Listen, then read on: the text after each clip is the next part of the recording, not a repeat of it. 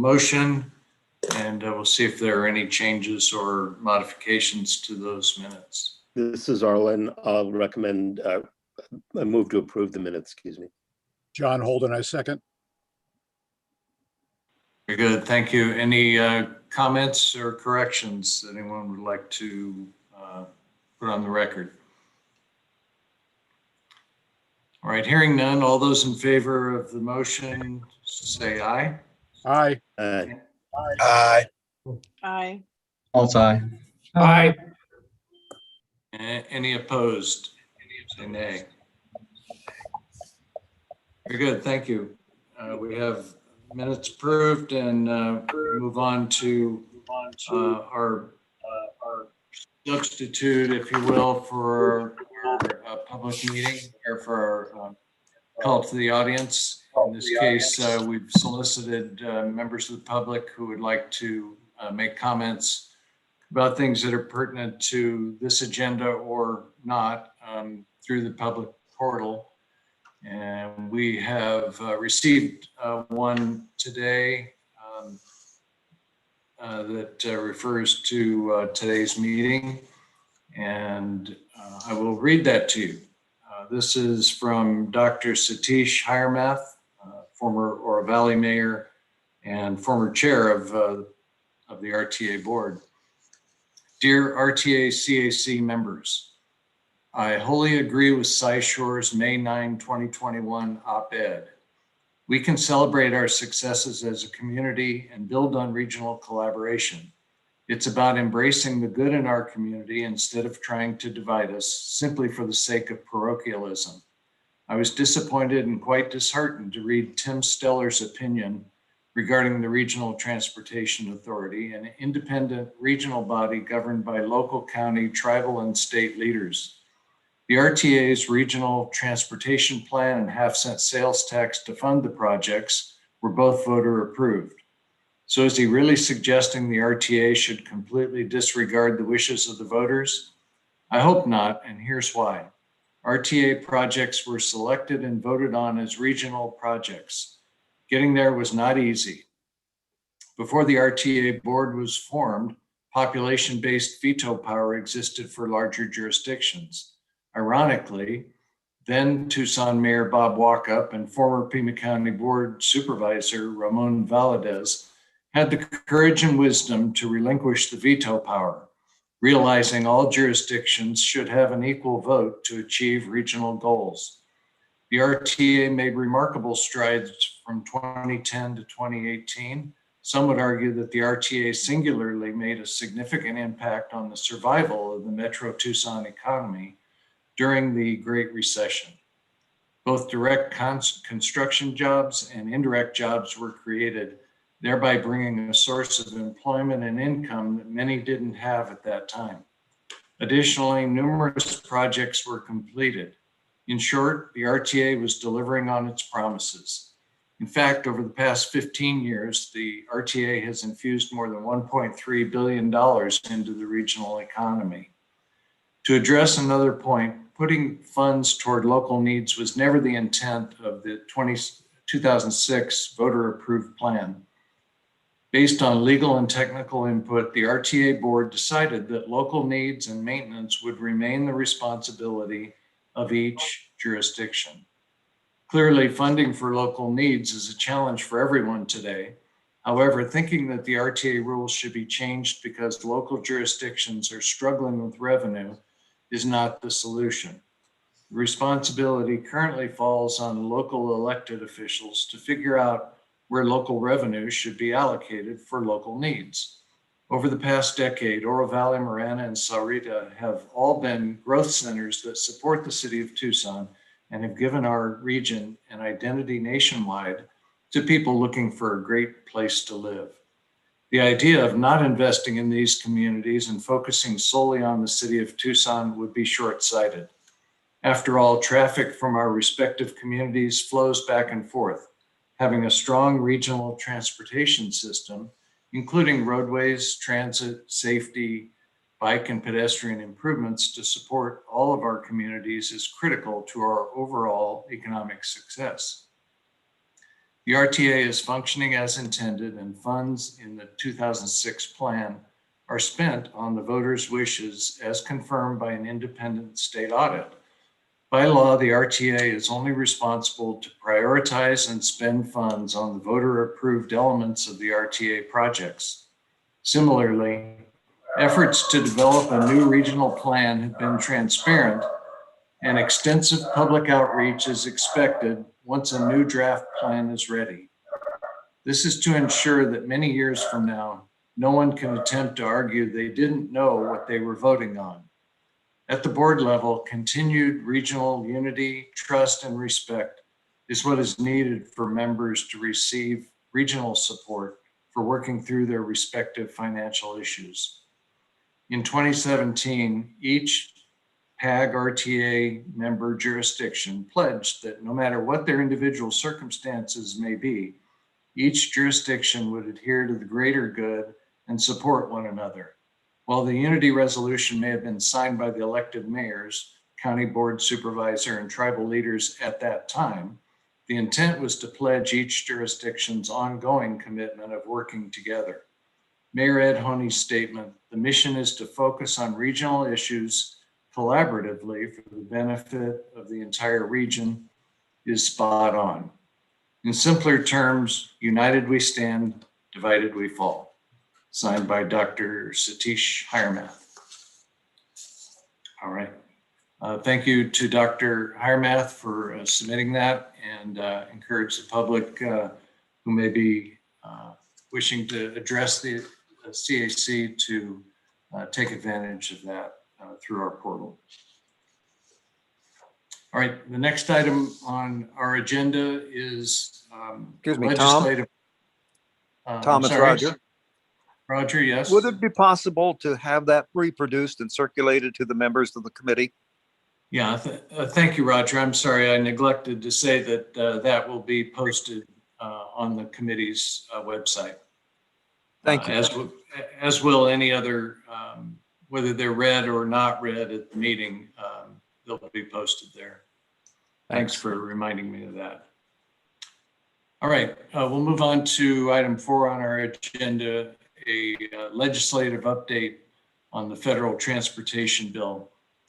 We're pleased to have Kevin Adam here today, who is the legislative liaison to the Rural Transportation Advocacy Council. And Kevin is going to give us some update on what's happening at the federal level regarding funding for infrastructure. Kevin, it's all yours. Hopefully we've got your computer program, computer connectivity issues behind us. Thank you. I appreciate that. And I appreciate the opportunity to speak to everyone. And I'm going to try to share my screen and bring my presentation up, and that's where we'll find out if my connectivity issues are still around or not. So here we go. Wish me luck.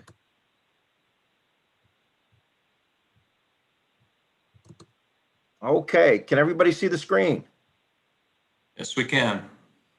Terrific. And so just a little bit of background on the Rural Transportation Advocacy Council. We are a coalition of all the regional and local governments in Arizona outside of Maricopa and Pima counties. And if you go back roughly 20 years ago, that was the last time that transportation officials from across the state came together and really had an earnest conversation as far as what would be the most equitable and appropriate way to distribute the ADOT's discretionary funding across the state. There was a lot of unpredictability and fights, mostly between urban and rural, as far as how to accomplish that. And that is where the current distribution formula, which provides 37% of that funding to Maricopa County, 13% to Pima, and 50% to the other 13 counties. Basically, what it did was put all of Greater Arizona into one category And at that time, it was believed by rural officials that if we're going to be lumped together as one funding category, we probably need to do a better job of coordinating and staying on top of what happens with transportation policy and legislation. So thus the formation of the Rural Transportation Advocacy Council. And I think the timing of today's presentation couldn't be better. There's a tremendous amount going on in Washington right now, and much of that is focused on infrastructure and transportation. And so, and I've got a lot of material to cover, and so I'm going to try to go through these slides as quickly as possible. I'm sure I'll work with Pocky and make sure that everybody who wants the slides will have access to them. And but I will be going through some of this fairly quickly. But I wanted to give you a good background on how federal transportation programs work and the impact that they have on Arizona and what to expect going forward. So with that, I'll start the presentation. And just real quickly, the state of the nation's infrastructure, we're about $750 billion behind at the national level as far as the level of investment and backlog that we have on road and bridge needs across the country. If you break that down to Arizona, ADOT's last long-range transportation plan, which covered the years 2015 through 2040, estimated that gap at $30.5 billion, which means that we're basically underinvesting every year by about $1.2 billion. And we're doing that every year with that trend expected to continue at least for the next 20 years, unless there's a change in the revenue outlook. So the chart on the left of your screen, basically that was taken from ADOT's long-range transportation plan. The bar on the far right basically shows the needs, and the one on the left, you can basically see that the green only goes up. I believe we're roughly 42% of the needs being met on the state system. So what does this mean on the ground? And so the graph on the left indicates the pavement conditions, and it breaks it down by interstates, by non-interstates, but still on the national highway system. And then that third bar basically shows the state highways that are not on the national system. So these are the smaller highways. And if you look at that fourth bar on the left chart, you can see there's a lot more yellow than green right now. Yellow being fair and green being good. And so even if you look at the interstates, which are the top priority, which is the smaller bar on the left, it's roughly 50-50 as far as between good and fair.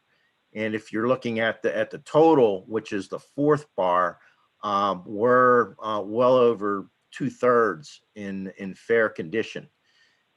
And then the chart, the chart right next to it, on the one on your right, I've got that up there, and this just specifically looks at the smaller highways that aren't on the national highway system. You can see 75% of those roads are currently in fair condition. But why I like to show this as well is if you look at the bars, that basically indicates the conditions going from 2010 through 2019. And why I think that's important to point out there is to show the trends. We are deteriorating. The conditions out there are getting worse and worse. As you can see, the yellow is growing, as well as the red, and the red indicates poor conditions. And so we are not trending in the right direction. The ADOT planning department estimates that it would cost an additional $4.2 billion to bring all of the system's roadways, and that does include bridges, into good condition. And what that means for greater Arizona is because I think ADOT has rightfully prioritized maintenance in trying to bring everything into a state of good repair. Essentially, everything that is allocated to greater Arizona is going towards maintenance. And because of that, and even though everything that's going towards maintenance isn't enough to cover maintenance, another impact is that we've essentially got a moratorium on expansion projects throughout greater Arizona. And of course, if you look at the population growth in this state, we've often been at the top, if not the top, for the last couple of decades in growth. And so those expansion needs are greatly needed, and expansion doesn't just mean a new corridor, it also means lane additions as well. And with much of the congestion that we are seeing, those lanes are extremely important, particularly as we're seeing on that I-10 corridor between Phoenix and Tucson. So what part does federal transportation programs play in the investment? And we typically every 5 years will pass legislation which authorizes the federal transportation programs and sets funding levels for them. And so, and this includes, I think for the purposes of this discussion, the federal highway and transit programs. So these are all of the committees that have oversight and are chiefly responsible for drafting these authorization bills. So in the red are the names of the committees. The blue shows their areas of jurisdiction, and then the green indicates representation that Arizona has on those committees. By far, the House Transportation and Infrastructure and Senate Environment and Public Works have the bulk of oversight and are the ones that are really key in drafting the programs and things like the priorities, what types of projects get funded and at what levels. And so we are very fortunate in that we've got representation on both of those committees, and not just on the committees, but the subcommittees that are even more involved in the drafting of highways and transit over on the House side with Representative Stanton, and then Senator Kelly on the Environment and Public Works Committee. EPW basically just focuses on highways. The Senate breaks it down a little bit further. The transit title is drafted by the Senate Banking Committee. And we do have Senator Sinema on that committee as well. So we are very well represented right now. And I think it's also important to point out that all three of those members happen to be in the majority party. And so their influence in shaping the legislation is that much greater. So the FAST Act is the current authorization bill, the Fixing America's Surface Transportation Act. It was enacted at the end of 2015. It covered the years, the federal fiscal year 2016 through 2020. At the end of 2020, there had been bills that had been advancing. In fact, the House actually did pass a version of an authorization bill, but none was enacted. And so at the end of 2020, a one-year extension of the FAST Act was passed. And so we now have the current federal programs are basically authorized through September 30th of this year. If you look at the basically the main points of the FAST Act were, I wouldn't say that it was that transformative. Basically, what it did was expand and continue many of the reforms that were started by its predecessor, the MAP 21 authorization bill. Some of those key highlights dealt with addressing freight needs across the country. MAP 21 had basically set up a map or a a freight structure with limited mileage, which each state could basically include mileage into the system. And once that was set up, basically there was a new competitive grant program where projects that were in that national freight system could apply for. And there was also formula funding that was set up. So states were provided funding every year that basically could be used on projects on that system. Another big impact was the Surface Transportation Block Grant Program. This is, if you look at all of the core highway programs, this is the one that has the most flexibility in how you can use that funding. It can be used on state projects, but it is also eligible for use on locally owned and operated streets and roads. These are the federally functionally classified ones. So we're talking about the major collectors and arterials. And this program has been transformed and has shifted more and more to where funding is provided directly to the regions, sort of bypassing the state DOTs. And so this had a big impact on regional and local funding. And right now, as a result of the FAST Act, 55% of that STBG funding is mandated to be directly allocated to the regions based on their proportion of the state population. Also for Arizona, there was greater infrastructure funding provided on federal and tribal lands, as well as a lot more self-autonomy for the tribal. There was also a massive increase in metropolitan planning funding. Now, there are some challenges associated with that I will get into when we start to talk about Arizona's priorities and issues. So here's sort of gives you a good estimate of what type of money we're talking about and this is nationwide.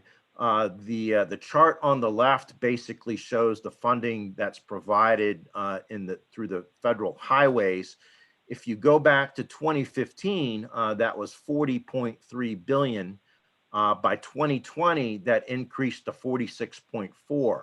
And so with the FAST Act, there was an incremental increase in funding provided every year of the FAST Act, so that there was a fairly healthy increase. I think it was about 15% over that 5-year period. Now, just real quickly, the blue line shows that number adjusted for inflation, and the green line is basically adjusted for construction costs, which basically outpaced inflation over the last 5 years. And so purchasing power is declining, but we are still seeing an increase in the funding levels. Transit, which is the right graph, increased at an even greater level, going from 10.7 billion to 12.6. And historically, there's been an 80-20 ratio or split between the funding that goes to highways versus transit. Okay, these are going to be really hard for you to see, but again, I'll make sure everybody gets a copy of this. But this basically shows how that federal highway funding was broken down to Arizona. And if you look at apportionments, so the last year before the FAST Act, Arizona received 706 million.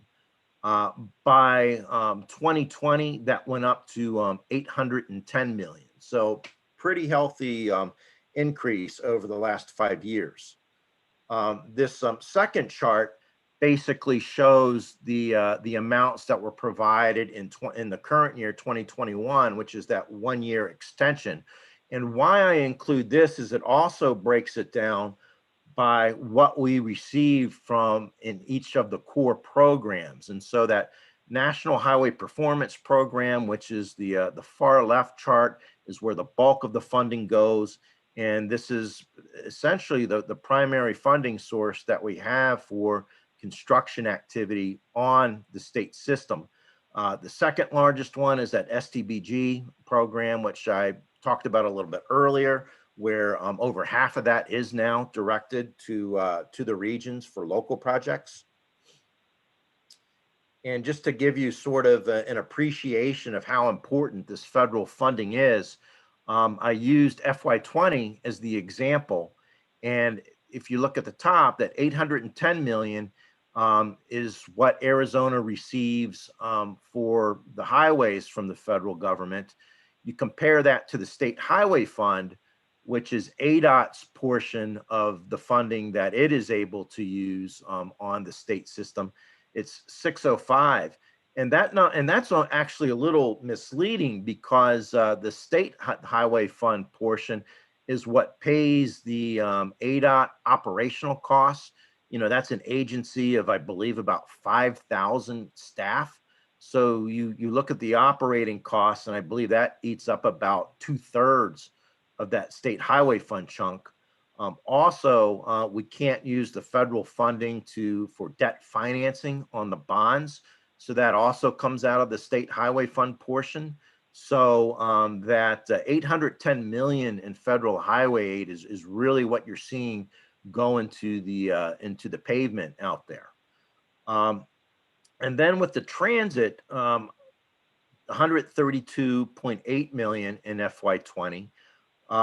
Transit's a little bit more unpredictable, because it's much more, the competitive grant side of it is much more intensive. And so it can fluctuate greatly year to year, particularly if you if we are receiving a large capital investment grant, which doesn't happen every year, but does so quite often. So, you know, the example that I gave was, you know, the previous year, FY19, we actually received 100 million more.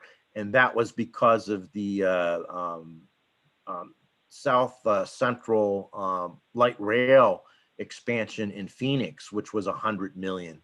I believe that the Tucson streetcar received a federal grant of, I think it was 62, 63 million about 10 years ago. And we've also seen a bus system in Flagstaff, as well as Tempe's streetcar system receive federal funding. So it varies very much year to year. But what I think is really important to point out with the transit is the fact that Arizona as a state provides nothing to transit. Up until about 10 years ago, there was a portion of state lottery funding that was allocated to transit. That basically stopped during the recession from about 10 years ago.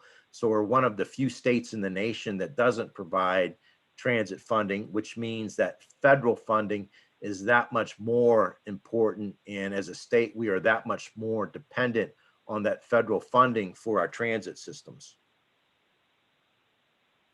Okay, so the Highway Trust Fund is basically how we're supposed to be paying for the federal transportation programs, but we've got quite an issue with it, and this graph basically shows it. And so the far left bar is 2007. It estimates into the future, so it does go out to 2031. We're basically right here at 2021. And so the blue bars that you see basically show the revenue that comes into the trust fund.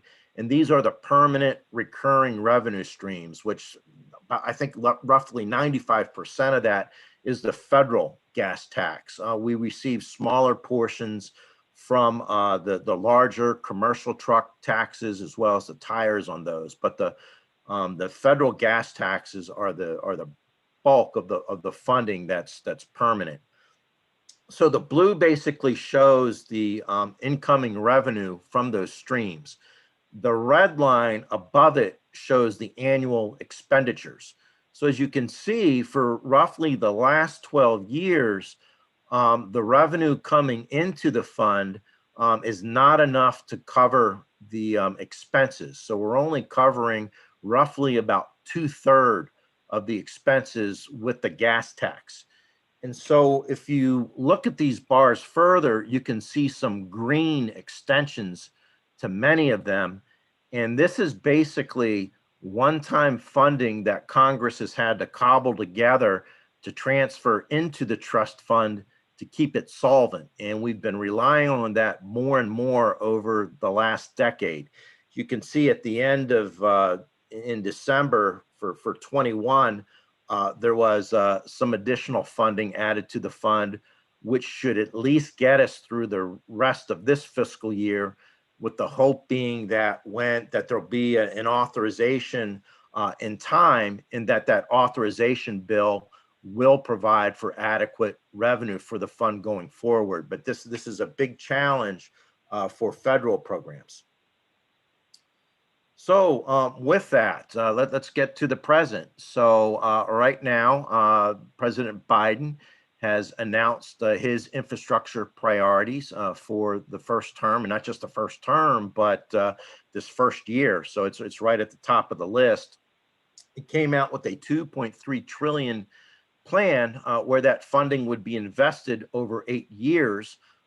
His primary funding source would be an increase in the corporate income tax from 21 to 28%, which would get us halfway back to where we were before some fairly substantial tax cuts were implemented in 2017. Now, his package, it goes beyond what you would consider traditional infrastructure and gets sort of into human capital, things like housing and caregiving and workforce development. And but what we are now hearing is that he is open, if he can reach a bipartisan agreement, he is open to cutting that up into 2 or more packages, with the first one being a more traditional infrastructure, which would include the transportation. And so a lot of the, how things are going as far as discussions between the Democrats and the Republicans are going to determine whether this is broken up into separate packages, and then also whether authorization will be included with this this infrastructure, which is really more one-time in nature. And so they could be bundled together, or they could be handled separately, with the authorization side basically focused on sort of the permanent ongoing revenue in programs, and the infrastructure, or I guess I should say stimulus, being more focused at one-time sort of boost in investments. So here are the priorities. This will be good for you to basically take a look at if you do want the slides.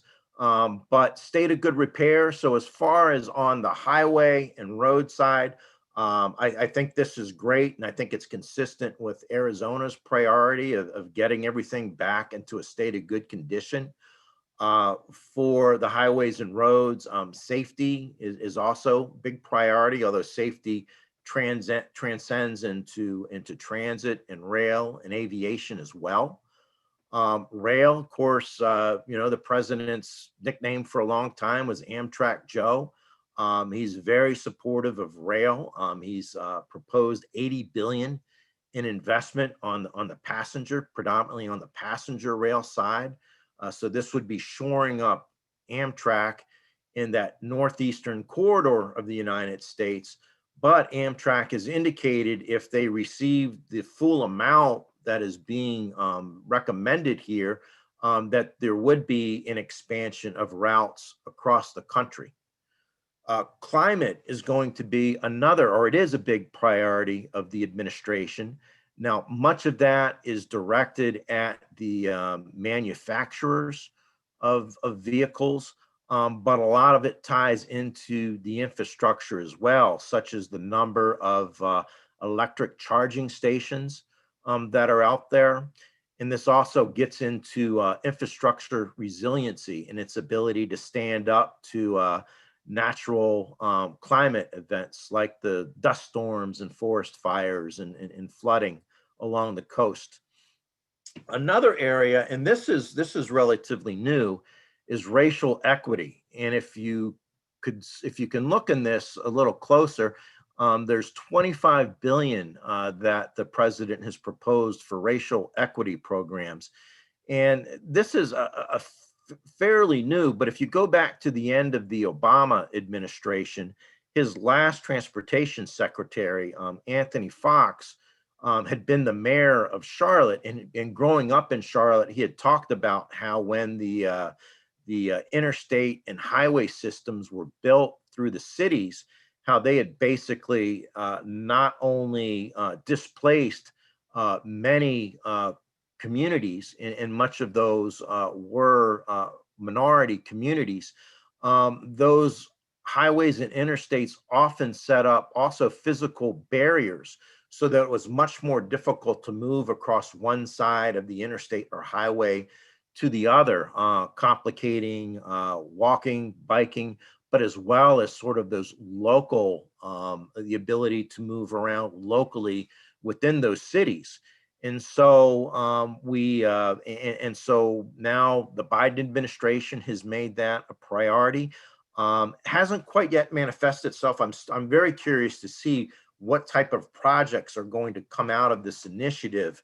But their money is there, and so I think that's a funding opportunity for people to look at, is if there are projects that can reconnect communities within a city or do much to address some of the barriers that were created. I would look into developing a proposal for that, because I think that funding will be there. And then the last big point on the Biden priorities is just an across the board funding increase. And so while he does have many new programs like climate and racial equity, he is also proposing some fairly substantial increases to all of the more traditional existing infrastructure programs and needs that are out there. So the Republican response, they balked at that 2.3 trillion level, but they did indicate that they were very supportive of something that was more focused again on the traditional infrastructure. Here are the areas that they are focusing on in their proposal. And so again, the Democrat response to this was, we're going to continue to pursue that entire package, or at least that's what the White House would like to do. But they are very open to maybe separating this transportation or this traditional infrastructure part out and addressing it first.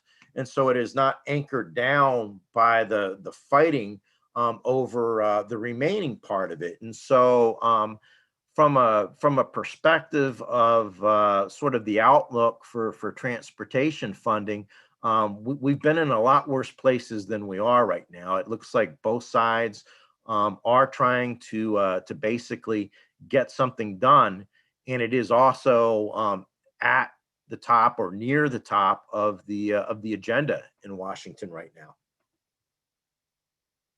So here's the list of Arizona priorities. And so again, the adequate funding levels, you could see that from the earlier charts, and basically the fact that we're only meeting about 42% of our needs in Arizona. An issue that is a little bit more unique to Arizona that I haven't talked on is the allocations and the distributions that are provided to each state.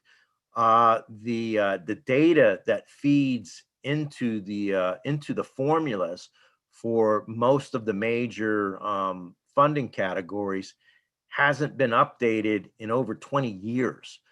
Basically, anytime there's been an increase in federal funding, they've kept each state's proportion the same. And so we have not received increases, particularly with the population increase. By my estimate, about a third of the current state's population isn't being counted right now with the formula funding. And so we're very hopeful that that will be addressed. Local match requirements is another potential challenge.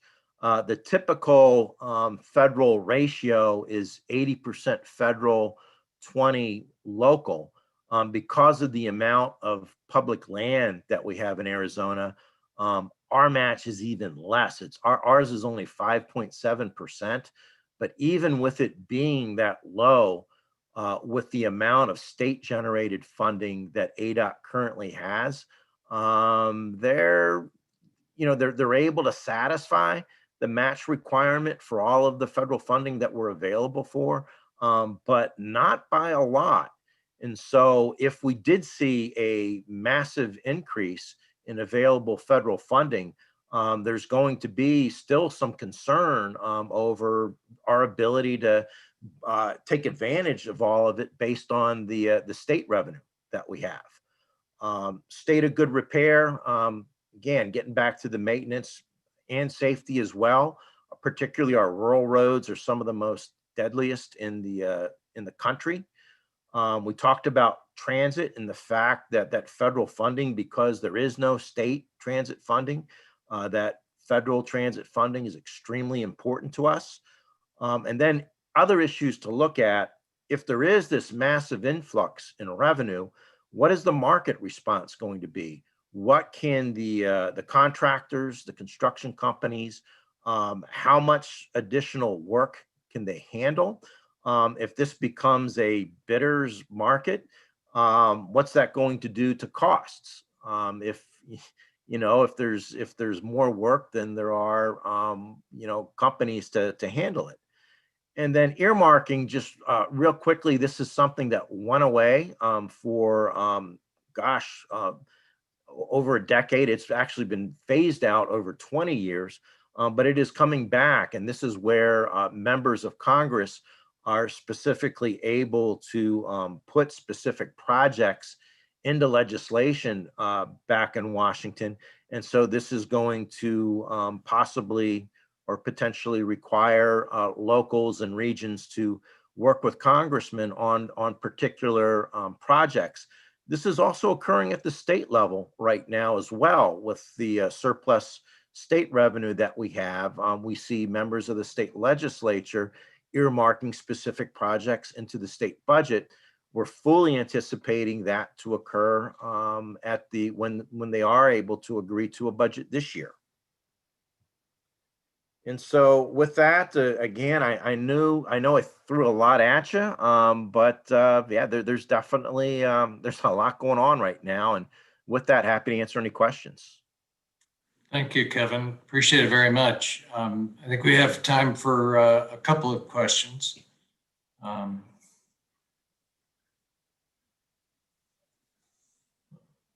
Chuck, you should unmute first.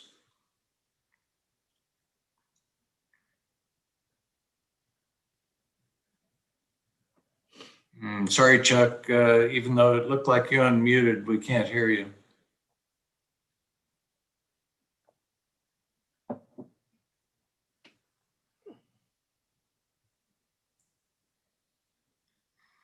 All right. Sorry, Chuck. Any other questions? Yes, Arlen. Yeah, thanks. Kevin, just on that last point, earmarking, as I remember, we had at least one senator in the past who just was opposed to any earmarking at all. Do you have a sense of the current congressional delegation and if they were of the same opinion or they like the earmarking process?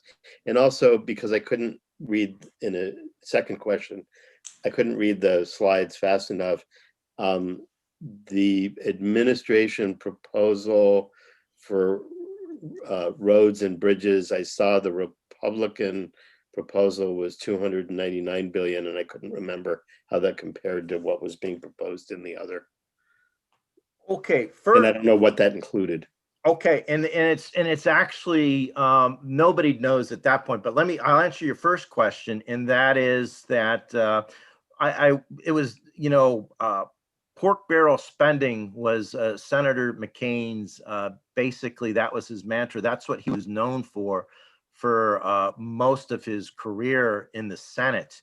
And so the transportation bill was sort of his poster child as far as pork spending. And he would often look at many of the earmarks that were included from across the country. And I'd have to say that Senator Kyle and Senator Flake were right with him on that one. So on the Senate side, yeah, we definitely had a history of members who didn't participate. I'd have to say that is different now. I think that both Senators Kelly and Sinema, in fact, they're open to that. I think there will be some reforms and structure put in place to try to put some protections against wasteful spending to the degree that you can, but I think that will always be a danger with earmarking. I'll also tell you that this sort of concept has actually the House, it's progressed in the House much further. And I know that I believe all of the members of the House have already sought proposals from jurisdictions within their region for specific projects. And so it's even more advanced in the House. And so, yeah, I do think that the Arizona delegation will be much more supportive of earmarking and supporting the state than what we had seen previously. As far as your second question, I actually developed some slides that tried to show a comparison between the various proposals that are out there.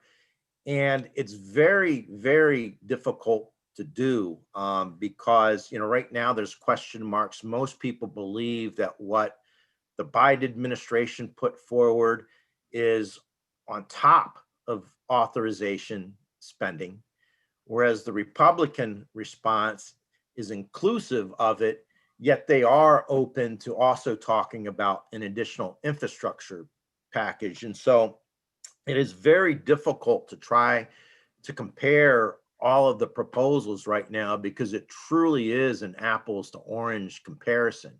I think to greatly simplify things, the Republicans are open to some increases, but not nearly to the extent that's being proposed by the administration. Thank you. Terrific, thanks. John?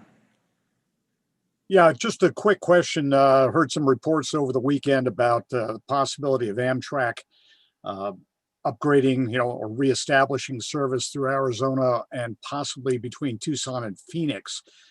Any indication anywhere where that might fall as far as, just, funding a study or actually, getting the rails running again?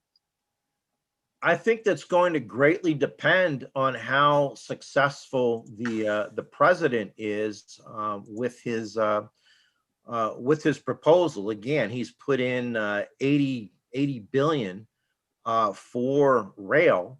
I'd have to say that the Republicans are probably more focused or prioritize the highways and roads. And so I think it's going to depend on how successful the administration is on the rail side and what the funding levels are. I'd have to say that getting Amtrak in a state of good repair along its existing routes would be their priority. If that funding were to be able to do more than maintenance, there is the potential for there to be an improvement. There was, I know, Amtrak came out with a plan and a map for if we were to receive this entire amount that the president is proposing, this is what we would do, and that included passenger rail to Phoenix, to putting Phoenix on the sort of the interstate passenger rail map. I have not seen anything as far as what that would do as far as establishing rail between Phoenix and Tucson. All right, thank you. Great. Well, thank you very much, Kevin. This was a tremendous amount of information. And thank you for sharing those slides with us. We'll make those available to the committee so that they can spend a little more time diving into some of that information. Once again, thanks so much. And I'm glad that the technical issues didn't derail us, so to speak. Very good. We'll move on to our next item on the agenda, which is presentations from our Technical Management Committee jurisdictional members. If you recall, we've received presentations now from I think all of the jurisdictions, and we're happy that the Tohono O'odham and Pasquayaki representatives will be presenting today. I think we have Jason Bahi from the Pasquayaki tribe who will kick us off.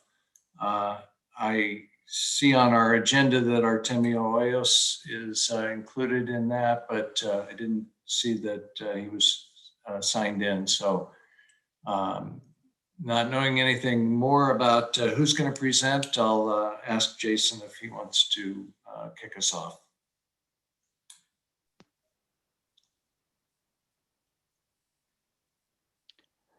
Can you hear me? I turned my video on as well, so. Yep, we see you now. Okay, all right. So I'm gonna share my screen. My name is just as to introduce myself. My name is Jason Bahi. I work for the Pasquayaki tribe. I'm their transportation construction project manager. Prior to that, I worked for the county's DOT for 31 years as a project manager, and just basically worked with the transportation engineering section. So that's my background, and I'll try and share my screen with you so you can. Okay, so hopefully you can see this Pima Maps presentation that's on that I'm seeing here. Is that can you see that? Yeah, we see that. Okay, great. All right. So the Pasquayaki tribe submitted several. Let's see, 1, 2, 3, 4, 5 projects to the RTA next website, and just wanted to give you a little bit of background regarding these projects that we're proposing. What you're seeing on the map there is the drainages that go through the reservation. You can see this is the Pasquayaki tribe's boundaries here, the darker pink. And you can see several drainages that go through the reservation, mostly the Black Wash, which runs from the southeast to the northwest through the reservation, and then several other drainages that go through. So one of the projects that the tribe submitted was improvements of Camino de Oeste from Calle Torum to Valencia Road. I'll zoom in into that area here real quick. So the limits of the project here's Camino de Oeste, okay, and then here's Valencia Road at the top. So Camino de Oeste from Calle Torum to going north to Valencia Road. We're proposing widening that roadway and making it all-weather access. Another project tied to that is improvements of Los Reales to an all-weather access road from Camino de Oeste going west towards Ignacio Bomea, which is this road right here. Hopefully you can see my mouse moving through the area. Right now, both these roads are not all-weather access, and during the flood event of July of last year, the reservation, the southern half, everything south of the Blackwash was shut down. So no emergency vehicles or any other emergency vehicles or any other vehicles could get through. So, that's pretty much a regular occurrence whenever a significant rain event occurs on the reservation or south of the reservation. It just pretty much shuts down the community, and nobody can get in or out. So that's the impetus behind the proposal to improve Camino de Oeste from Calle Torum, which is right here, and then going to north towards Valencia Road, and then again Los Reales, improving Los Reales, making that an all-weather access road. So those are two projects that the tribe proposed, and then one other project, that roadway project that the tribe proposed, was the again making Calle Tedecusum all-weather access through the reservation from Ignacio Bomeo or Sheridan Avenue, as it's shown here on the map, going towards Camino Benham, making that roadway all-weather access. And then the tribe also submitted a proposal to for a couple of pedestrian, bicycles, or sidewalk improvements. One along Camino Cocoam, adding bike and pedestrian facilities from Los Reales Road to Camino Torum.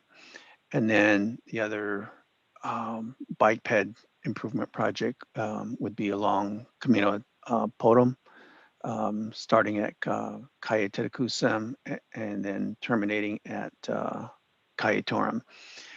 The reason why we chose those two roads for sidewalks and sidewalks and bike improvements is because there's a current Suntran route that runs through, that comes down Calle Tedecusam, south on Podum, Camino Podum, and then heads down Calle Torum.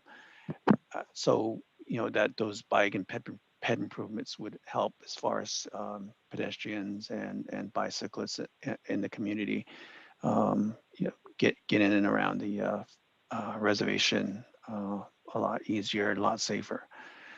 So let me just turn the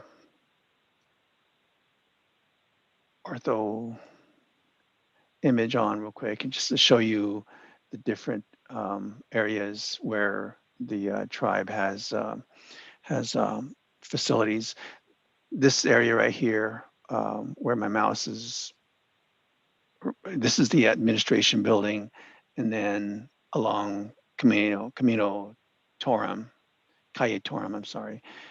We have several offices, the tribe's fire department, police station, and facilities management departments are all located in this general area.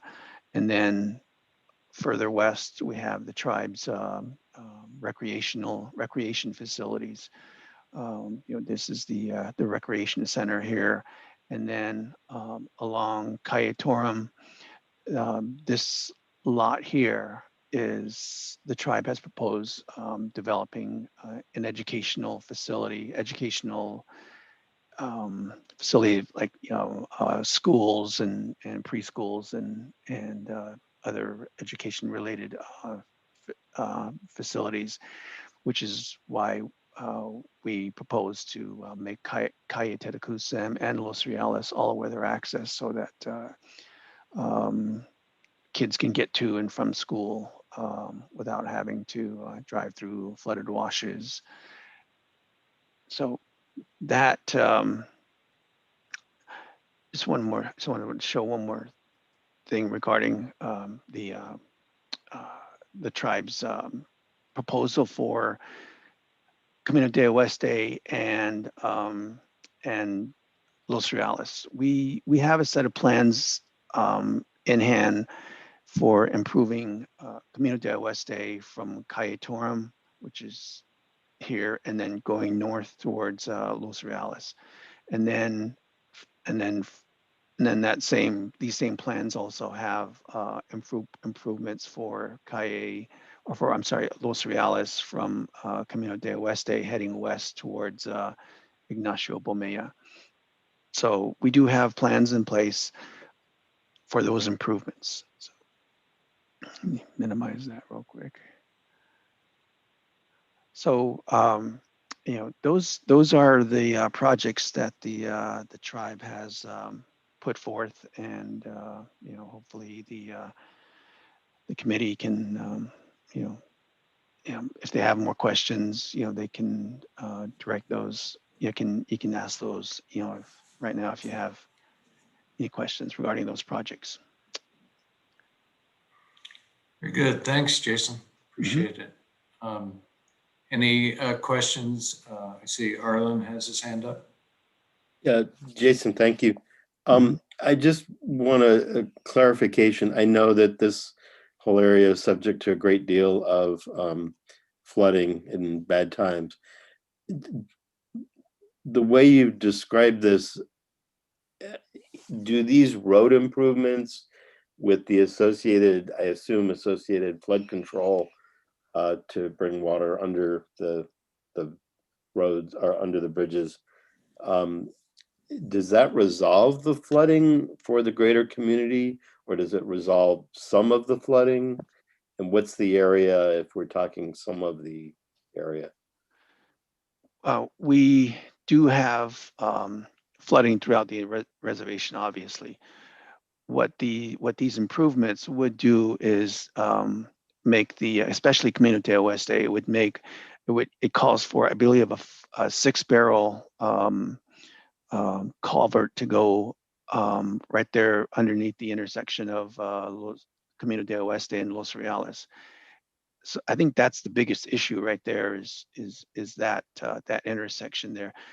The improvements would definitely make emergency access to the area feasible. Now, the tribe does have a drainage study in hand that where we've proposed some mitigation measures to help with the flooding issues through the reservation. And we're planning to update that drainage study here within the next year. So with that, we're looking to bring forth some plans that would also help to put drainage structures or improve drainage in the area. So that we are looking into that as well. Okay. Thank you. Mm-hmm. Very good. Thank you.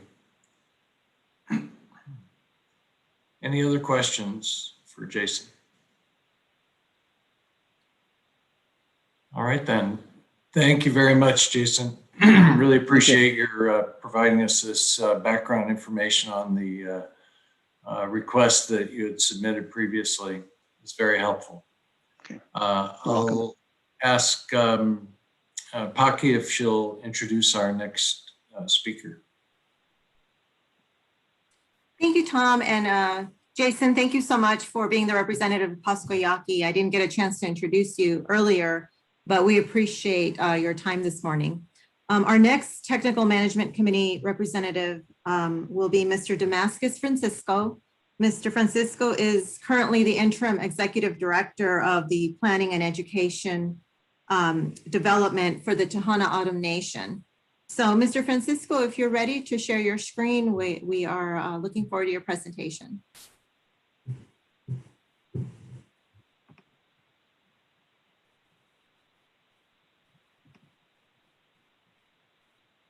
Good morning. My name is Damascus Francisco. As Paki mentioned, I'm the interim executive director for the Planning and Economic Development Department. So I've been here a little over a year now. I'm still waiting confirmation from our council. In the interim, we've been working on catching up with some of our projects, not only in the roads department, but other programs under the department as well. I know we did not submit a projects during the project period. As I mentioned, interim, I've been, I think I'm the second intern in this administration.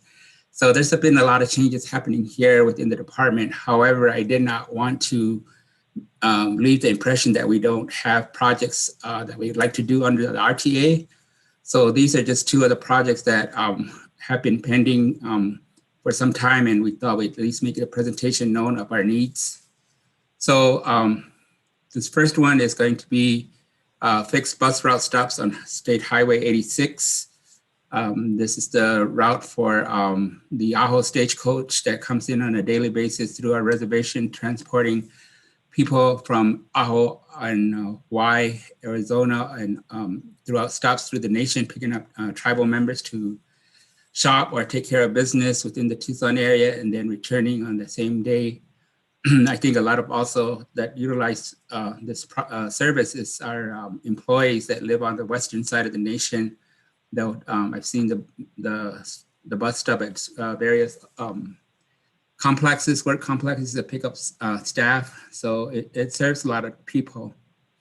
And so right now we want to do fixed bus stops because at some places on the rural side, between the towns, sometimes people are out there waiting for the bus, either early morning or late evening, getting off the bus. Just want to make a safe place for them to catch and on board and off board on the bus. So that's the first project that we're looking at. Our second project would be installing turning lanes at Highway 86 and the Bureau of Indian Affairs BIA Route 15, which is right at the junction where the Gaji trading post is. Basically, if you consider this the main intersection for the nation, this is right center of our nation.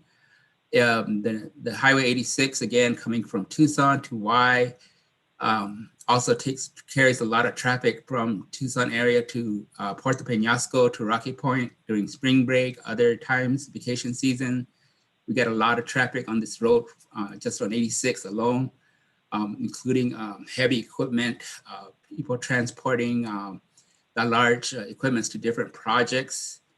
What we've seen lately is those big semi trucks that are wide load trucks coming through, but also taking this route to go to Casa Grande. So 15, which is the little turnoff here going to, this is via Route 15. This goes into Casa Grande, coming in from Chucha Road into Florence Street, I believe it is, into Casa Grande. So we've seen an increase of heavy wide load vehicles coming from Tucson and taking this route going this way to Casa Grande. However, there are no turning lanes here. The speed limit on this is 65 on State Route 15, on 86. So when you have people that are just coming through for vacation or what have you, and they're not familiar with the area, they don't know that the trading post is right here. The local people come here to shop, get what they need here. They can't wait until their town trip. So you have a lot of people slowing down and cars are zooming by here. And sometimes the car in front of you decides to turn. I've had near misses here as well, turning in here in the morning. We have a lot of traffic here. So right now, one of the things we're looking at is turning lanes for both right and left to try to get this, leave some safety or install some safety corridor here. We also kind of mentioned maybe, if we had a bigger picture and things to get done, maybe even a stoplight at this intersection. Because sometimes there's people here as well too. Basically, that's all the two projects that we could think of right away of our current needs. I know we do probably have other needs that we haven't yet addressed, but as I mentioned, we did want to make a presentation to you guys to let you know that we do have needs that we feel that the RTA could help us fulfill. Any questions?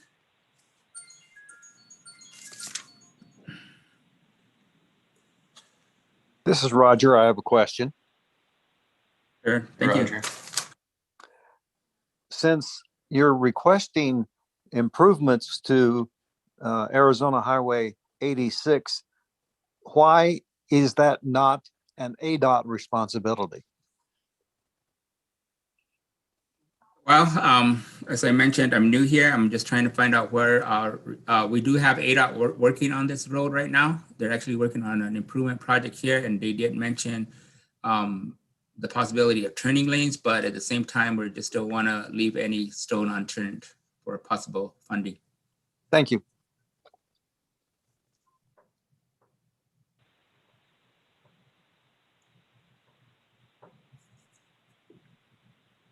Any other Any others? questions? All right. Thank you very much, Mr. Francisco. I appreciate your coming and showing us these projects. All righty. Thank you. Thank you for the opportunity. Yeah. Thanks again. All right. The next item on our agenda are some presentations from a couple of the coordinating councils in the region. I think, Paki, you have an introduction for our two presenters. Yes, thank you, Mr. Chair. Our next presenter is from the Green Valley Council.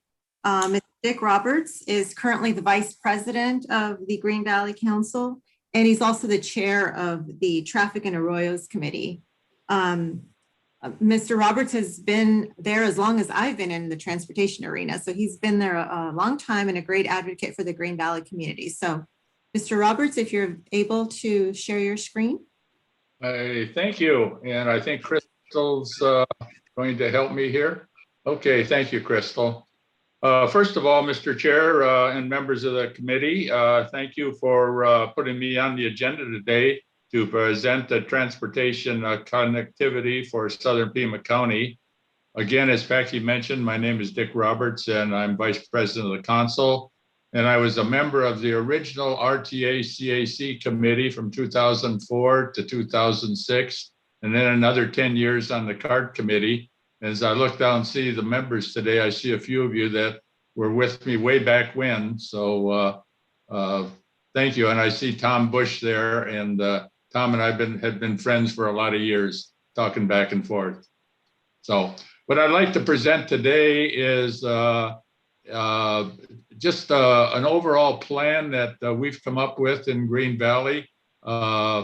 And I'll just touch these here a little bit. We want to think about building a light rail from the Amato to the Tucson Airport, expand transit service in the greater Green Valley area, construct an access road that we feel we need in the southern part of Green Valley, and some future paths for connectivity.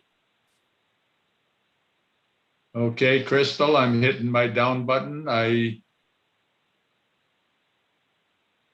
It's not moving on me, Crystal. There we go. Thank you. On one of our projects is for building a light rail from Amato to the Tucson International Airport. This enables people in economically challenged areas to access more jobs at a reasonable cost. Then it offers residents from Amato to Sahuarita, Rio Rico, Nogales, and even across the border for better access into the Tucson area, and gives a better carbon footprint than maybe some of the same number of people using cars, vans, and trucks along the way. It meshes with the Tucson's vision of alternate transportation corridors, and would also foster more businesses around the park and the ride corridors, and towns being serviced along the route. It takes advantage of undeveloped property that is potentially available for light rail, property that may no longer be available in the future. Now, this project, as you look at it, light rail from Amato to Tucson, appears to be way out.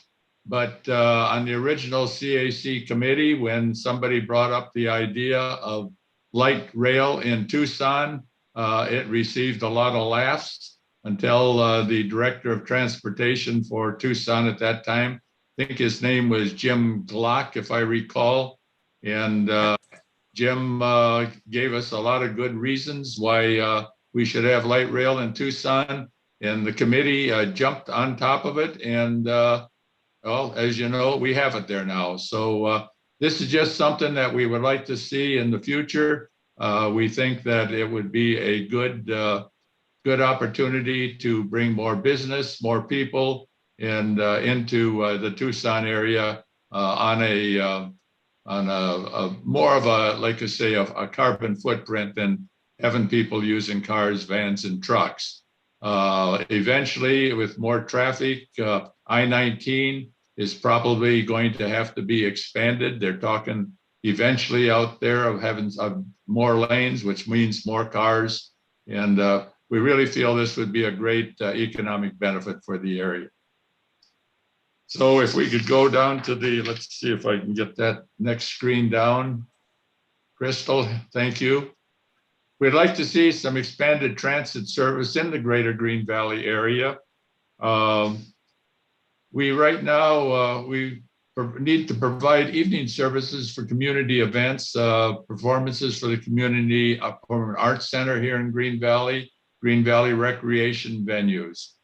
And one of the big things that we're getting a lot of questions on is, and requests, is providing evening service for trips to Tucson for performing arts events, restaurants, U of A for sporting events and performing arts events there.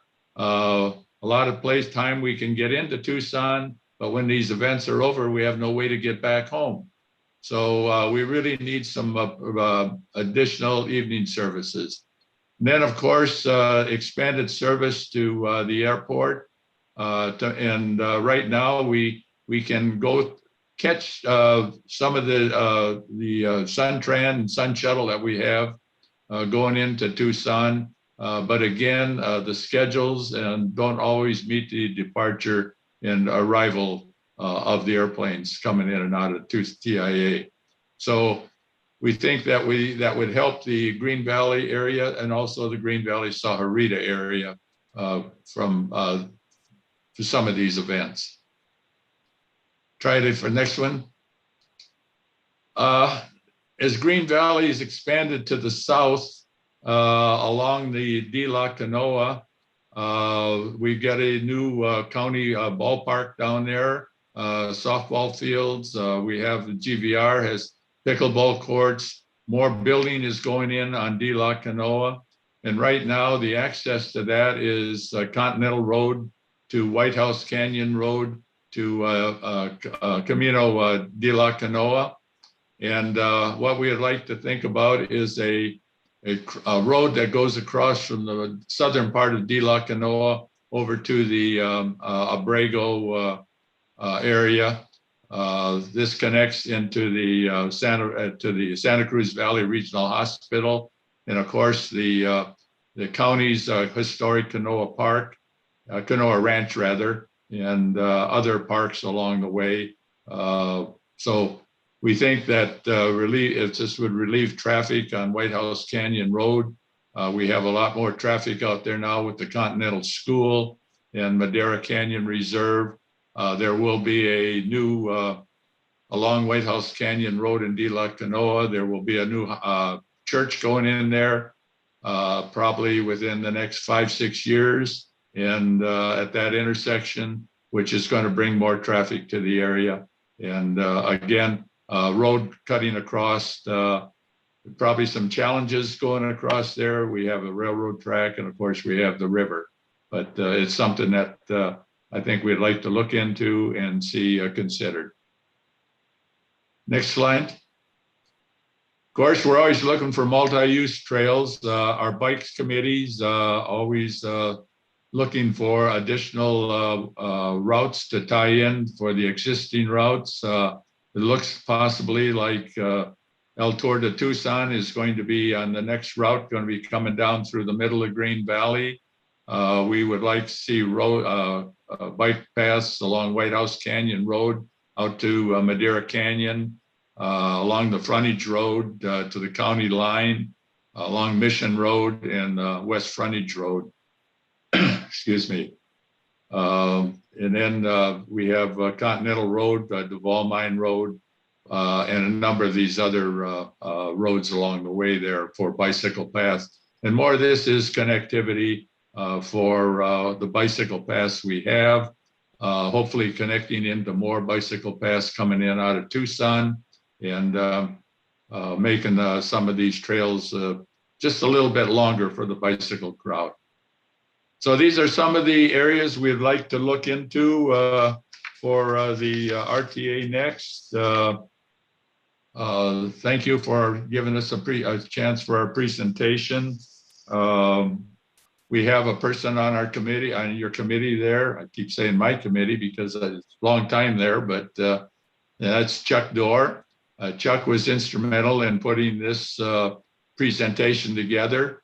So if you have any questions, I'd be happy to take them. And you have future questions, Chuck, I'm sure will be able to answer those on your committee and give you some information. So really appreciate giving us a chance to look at this today, Mr. Chair. Any questions? Thanks very much, Dick. And yes, it's still your committee. It's been a long time. Citizens Committee, but your footprints are still very visible here. Well, thank you. Thank you. Do we have any other questions or? Yeah, this is Dale Calvert. I have a quick question, Tom. And this is to clarify, Dick, you used the term light rail, which is kind of a defined mode. Are you saying that you want specifically light rail, or are you looking for some mode of regular service from Green Valley to the airport that could be done by diesel powered rather than light rail, or some of the other options? So are you saying that you specifically want light rail, or is that I think we want to look at more broad, or is it you just want some kind of a line? No, I think you're right, Dale. We thought of light rail. We have the freeway. It would be a good place to run a rail down through the freeway while we still have land. It would tie in light rail in the Tucson area. Are there other ways? Yes, I think when we look way out for the next 20, 25 years, there's other ways possible to achieve some of the same benefits. So I think it's a study that we'd have to do. And I realized light rail was expensive, and we'd have to think of local plus federal funding for something like that.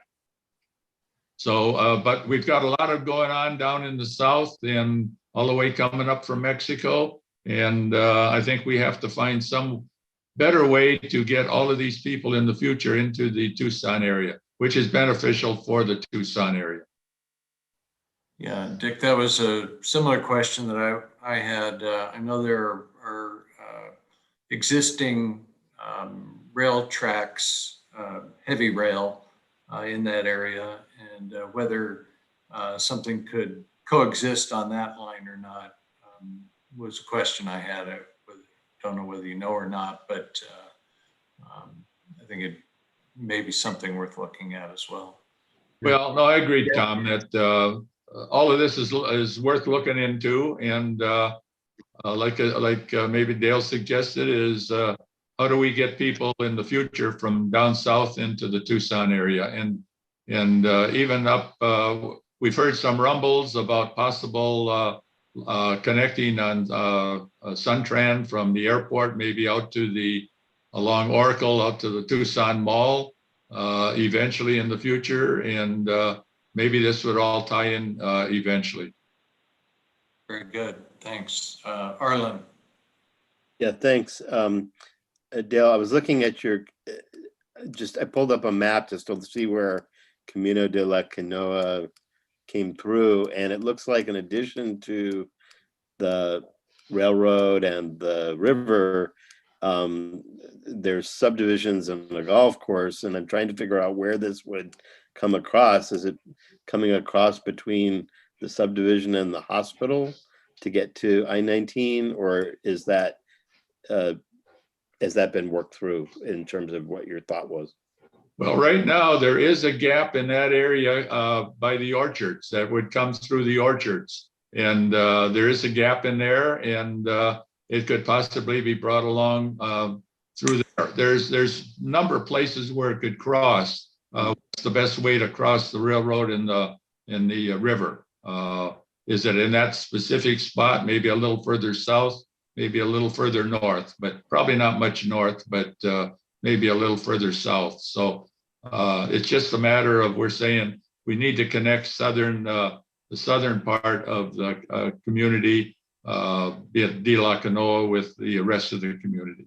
Okay, it's not necessarily with I-19, it's with the subdivisions that are through there? Yeah, more or less tying into Abrego, not tying into I-19, no. Okay, great.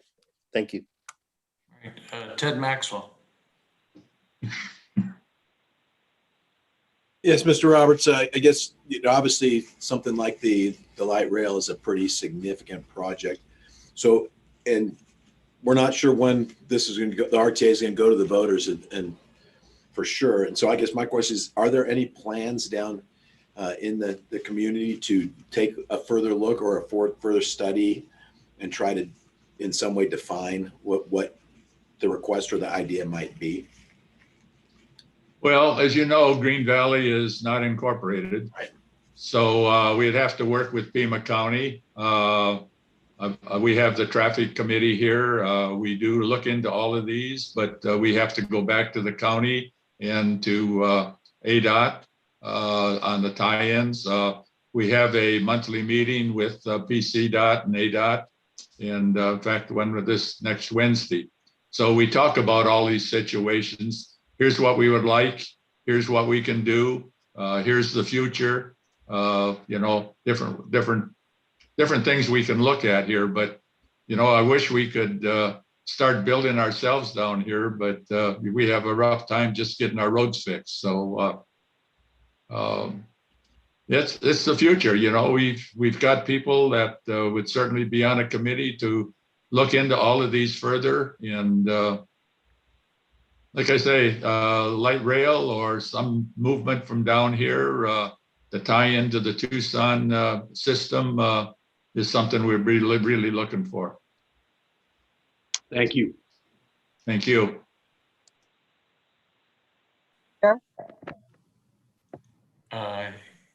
Is someone? That was Carolyn. Yes. Hi, Carolyn. Carolyn Campbell. Hi, Carolyn. Nice to see you again. It's been a while. Hi there. Yeah, thanks for staying involved. I had a couple of quick questions. Well, one question, one comment, and one is that we got a kind of big list from Pima County. Are you working with Pima County on, do you know if they support all of these, some of these, or if they don't support them? How is that going in terms of these proposals you just gave us? The one thing that we tied in with Pima County is the road situation, the one from De La Canoa over. I've sent it to Carmine DeBonis and have not received anything back from them that yet. As far as transit service back and forth to Green Valley, from Green Valley to Tucson, yes, we have some of it. We've increased it through the years, but the big thing is the late in the evening service of we still don't get people in and out of Tucson at a later time for the different venues that go on in Tucson. I agree. That's a problem, even if you live in Tucson. So the other, and thanks for all that transit, but you didn't mention really about, you said the greater Green Valley area. Are you talking about also increased more localized transit around that area? Well, I'm talking greater Green Valley area, that's Green Valley, Sahuarita, a little bit to the south of us. We reach down into the Amato area. This whole area down here is, we call it the greater Green Valley area. Right. Well, last month we heard from the town engineer in Sahuarita, and I had asked her about transit because they didn't propose any, and she made it pretty clear that her residents there in Green Valley, they've asked them and they're not interested in transit. They don't use it or want it. So just FYI, maybe talk with them a little bit more, because it sounds like maybe there is need, at least from maybe Green Valley residents to Sahuarita and back. Yeah, I'm not too sure about Sahuarita. We've got them on our traffic committee. I don't see them too often, but we're getting a lot of input from our people here in Green Valley about the going in and out of Tucson. Yes, and a lot of our people, you know, they're not in the cars anymore. And to tell you the truth, you probably don't want some of us driving up there, but you know, a nice bus service to get us in and out, I think would be very beneficial to both our area and to the Tucson area. I think there's a lot of us here, regardless of age, that shouldn't be in cars or don't want to be. But anyway, thank you. Thanks. Good to see you again. And thanks for the presentation. Thank you, Carolyn. Yes, thank you very much, Dick. Thank you. Any final questions? Again, if you have any questions, Chuck is on the committee, and like I say, he was very instrumental in putting this presentation together. And Chuck's been doing a great job of representing Green Valley and the rest of the region, frankly, on the committee. Good guy. So glad to have him. All right, our next presenter will be from the Southeast Regional Council. And Paki, do you want to do the honors? Sure, thank you, Tom. Yes, the next speaker will be tag teaming. So we have two speakers today from the Southeast Regional Council. We've got Miss Lucretia Free, and she is the founder of the Southeast Regional Council. So welcome, Lucretia. And she'll be tag teaming today with Mr. Craig Luloff, who is the chair of the Transportation Working Group for the Southeast Regional Council. So with that, if both of you or one of you want to share your screen. Paki, I sent you the slides. So is that something that you can do? Yeah, let me get to, I believe Crystal has. And while you're doing that, I'll go ahead and because I was going to do a brief introduction, because I know many of you on the line have not heard of the Southeast Regional Council. And I just wanted to let you know a little bit about who we are and what we're trying to do. So first of all, I wanted to thank you, CAC, for chair and members for allowing us to speak with you today and share a little bit about our region. And I wanted to give a shout out to the Green Valley Council, because it is on your shoulders that we stand. It's because of your good works that you've done in your community representing the unincorporated area that we modeled the Southeast Regional Council. So thanks to you folks that are out in Green Valley and serve on the Green Valley Council. And I also want to say that the Green Valley Council would not exist were it not for the initial and ongoing incredible support of Supervisor Steve Christie in District 4. So we are an independent, nonpartisan, civic-minded body that facilitates communication between community members in the far Southeast region and public officials, elected officials, administrators, and businesses that represent the city, the county, the state, and if necessary, at the federal level. We had our initial meeting back in 2018 when we formed, and we meet on a quarterly basis, and we have various working groups that focus on different areas of specialty in the area. And as I mentioned before, you're going to be hearing from Craig Luloff, who is our chair for our Transportation Working Group. The Southeast Regional Council is comprised of community members that are from Southeast Tucson, which is Rita Ranch, Savano, that area, Corona de Tucson, and Vail. Obviously, the unincorporated portion that we're talking about now with our roads doesn't include the Southeast Tucson region, but is for Corona de Tucson and for the Vail area. The Southeast Regional Council met with the county. We're pleased to have a very positive working relationship with the county. And we met with Deputy County Administrator Carmine DeBonis and Director of Transportation Ana Olivares, and worked shoulder to shoulder, multiple meetings to come up with this list. So the county is aware of our list, and it does have their blessing. Craig is a community leader in Corona de Tucson and all around good guy. And we're honored to have him as our chair for our transportation working group. So without further delay, I will turn it over to you, Craig, and you can see the list of projects on the screen. Thank you so much, Lucretia. I appreciate that little grin you gave as all around good guy. I don't know if that was genuine or you just know me that well. I don't know. So we do have a cool little list, and I just want to impress upon you the growth that we're starting to see in this region. The Southeast region is starting to expand with the home building that really, it did slow down for a bit there in the last decade, as everyone did, but it really never stopped. It just took, and now all of a sudden, like everywhere else, we're starting to see that growth pick up immensely. And in front of you, you're going to see a little list, and we've kind of prioritized our list as to the things that we felt were not just based on the growth, but safety needs and other things that are complexing these roads. So the very first one, the 4-lane road south. So we have from the Houghton interchange south to the actual the high schools that are there. There's Andrada High School and Pantano High School. There's already in process a 4-lane road going to be on there with elevated so that it can be an all-season road. But past that, it's back down to a 2-lane road. And unfortunately, with this road, we have had another death. A young woman did pass away of a head-on collision on this stretch, which is not the first person we've lost from our community because of this road. But that South Houghton down to Sahuarita is an interesting little 2-lane road that has some curves. And because of there's a section there that the city of Tucson owns. And sometimes it's hard to get everyone coordinated, and thank goodness for what you guys do in this committee to getting those things coordinated to the point and funded so that they can actually be done. Thank you for the work you've done so far. But now we're requesting for that to go down to Sahuarita Road as a 4-lane road, all weather.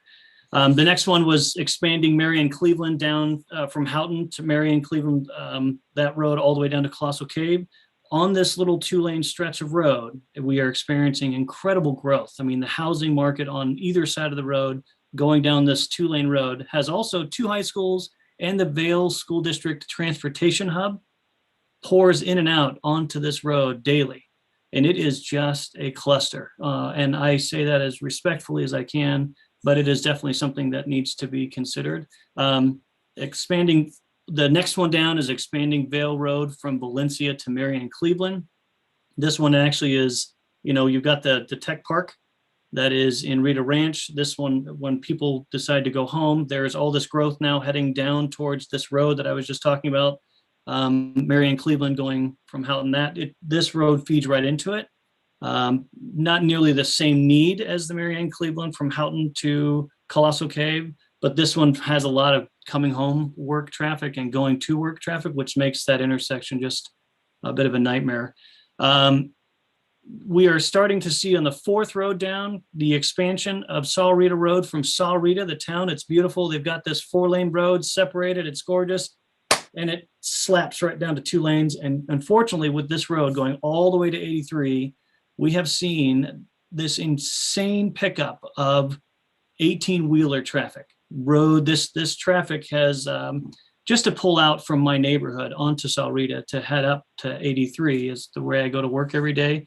I have to sit and wait for many large 18-wheelers, heavy road traffic that's bypassing the actual city center. They're bypassing to the I-19 right on this road. So unfortunately, we are experiencing an incredible amount of traffic on this road, which services, it's our main veins of our community, or Sahuarita and Houghton. This is now becoming very problematic for this little community down there. Colossal Cave Road down to the I-10. That's actually when Colossal Cave, if you're looking at a straight shot, if you look at a couple points, you're looking right at the I-10. It really would not be that big of a deal to put Colossal Cave. Oh no, I'm sorry, that's a different road. Back that one up. This one is the Vail Road. If you get off the freeway and it goes down to the city center of Vail, Old Vail, this road is again a 2-lane road. They did retop this road just recently, but it has 2 railroad tracks that sit right in the middle of this. which again, transportation to a middle school, an elementary school, a church, a very popular church that sits there. It can be chaotic. It can be extremely chaotic, especially because trains they have these schedules and they'll cut off traffic no matter which way. So things get backed up in any direction at any time. Literally it is quite fun. That's some sarcasm for you. So adding additional lanes on Valencia, the Valencia extension, that actually Valencia, if you look at Valencia's looking quite beautiful down by the Amazon project. That actually looks really nice. And if you look at the road that goes all the way through, is it Rita Ranch? I think it's Nexus, down all the way to Houghton, is still a 2-lane road. It has an apartment complex that was just built on there that pours traffic in and out, along with a very popular church and some very, very heavy traffic. That's still 2 lanes. That's a tough road to get going in on. And then the walking and bike paths, that is something I hear in Green Valley. I hear throughout our community, Vail. We are in desperate need of getting some common, multi-use paths, built throughout our communities, there are a couple here and there, but they're mainly HOA controlled. We were looking to connect those with some more infrastructure there. And then the extension of Camino Loma Alta to the I-10, that's the one I was talking to earlier. If you look at certain points, you can look, literally, it's a straight shot to the I-10. And public transit route, I will echo Mr. Roberts in his eloquent presentation that to get us on top of a service loop of some sort to get in and out of the city center would be nice to have a nice loop kind of cutting into Vail, cutting down to Corona de Tucson, out to the Sahuarita Green Valley connection and into the city. It would be nice to have some type of loop considered for all the residents that sit out here. And then all of the roads that we're considering here, I know that we are looking for all-weather road access, especially to that South Houghton corridor that gets flooded. Sahuarita on all directions gets completely flooded, and at times during the monsoon season, the little town of Corona gets completely cut off to emergency, to just about everything. We sit on an island, and a lot of communities out in the Vail area also get cut off, unfortunately. So all-weather road, all-weather road, all-weather road. And I see I already have a question, so I either did really bad or I did really good. So I would go with the former. No, you did great, Craig. Thanks, Tom.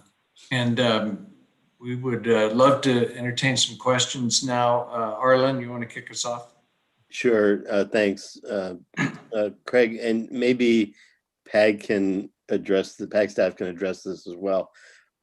I seem to remember that some of these things, in whole or in part, were on the county's list for consideration, but I don't know which ones were and which ones aren't.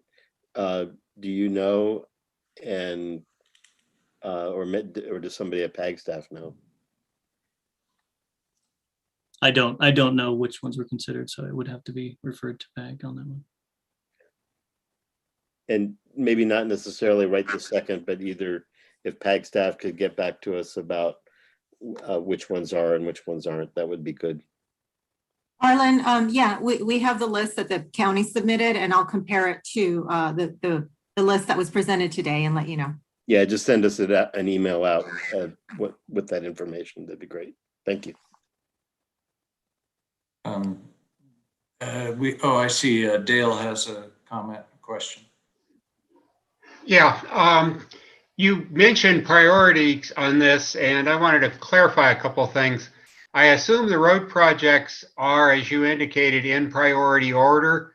And is there any priority for the transit issues above any of the road projects? And just for a matter of comment, I'm very familiar with all of these areas, as our family has lived out in the Spanish Trail area for 50 years. So it's not that I'm unfamiliar, but more to the north end. But we owned a restaurant on Spanish Trail called Saguaro Corners for many years. So I'm very familiar with these, but I was just wondering about those priorities as far as transit and some of the other non-road projects, assuming that the road projects are in priority order. That's a great question, Dale. And Saguaro Corners, I still frequent that restaurant. It's fantastic. So the transit question is an interesting one, because right now a lot of these are 2-lane roads where transit couldn't take place without really clogging up traffic. So there really isn't an area for transit to really make it efficient unless we build, pullouts and stuff like that. So transit, for most of the commuters, these are commuters going in and out of town. The transit thing is more, it could be, but it's the distance covered, I think, is a negative on the transit as a priority in 1 or 2 or 3. The roads themselves would have to be considered first. And a lot of these are mostly 2-lane roads servicing a lot of commuter traffic. And yes, maybe mass transit could help that out at some point, but those roads would have to be considered in their current state to whether they could house even, having a bus stop here or a bus stop there. So that's my personal thought. But well, that's correlates with what I was thinking too, but I just wanted to make sure we're on the same page. Yeah. Thank you, Dale. Very good. Thank you, Dale. Any other questions for either Lucretia or Craig?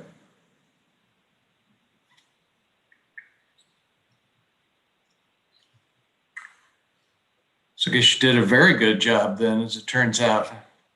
Yay. Well, thank you everyone again. Thank you. Thank you both for the presentation and for the work you do in the Southeast region. Thanks for the opportunity.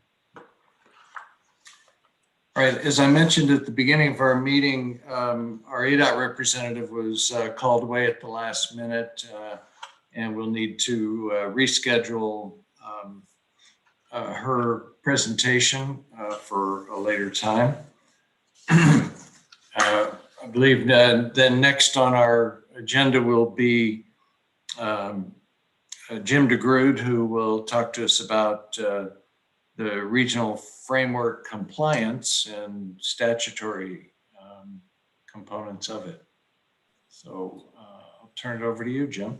Okay, well, thank you very much. I'm going to see if I can get control here.